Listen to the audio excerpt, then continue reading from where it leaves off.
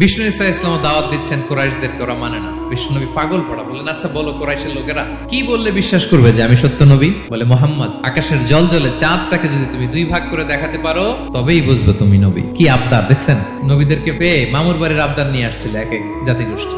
বিষ্ণু ইসলাম আল্লাহর কাছে দোয়া করলেন, আল্লাহ বললেন ঠিক আছে। তো বিষ্ণুনবী এভাবে আল্লাহর নাম নিয়ে চাঁদের দিকে ইঙ্গিত করলেন, মুহূর্তে আকাশের জ্যোৎস্না বিলানো চাঁদটা দুই ভাগ হয়ে গেল। কুরাইশরা দেখে তো অবাক। বিষ্ণু বললেন এবার কথা অনুযায়ী ঈমান আনো। বলে Mohammad, you are a magician. Mohammad, তুমি বড্ড বড় জাদুকর, তুমি চাঁদের মধ্যে জাদু লাগাই ফেলছো। নাউযুবিল্লাহ মিন যালিক। মক্কার কুরাইশরা বলতো ব্যাপার কি, মোহাম্মদ আবার কেমনে রাসূল হয়? আমরাও বাজারে যাই, উনিও যায়, আমরাও বিয়ে করি, উনিও বিয়ে করে, আমাদেরকে মারলে কাটলে লাল রক্ত, ওনারও রক্ত বেরোয়। তো তারা চাচ্ছিল, তারা বলতেছিল যে মানুষ না দিয়ে আল্লাহ যদি ফেরেশতা পাঠাইতো নবী হিসেবে তাইলে না ভালো হইতো। ফেরেশতা পাঠালে বলতো ফেরেশতাদের তো ক্ষুধা লাগে না, এরা বুঝবে কি আমাদের কষ্ট।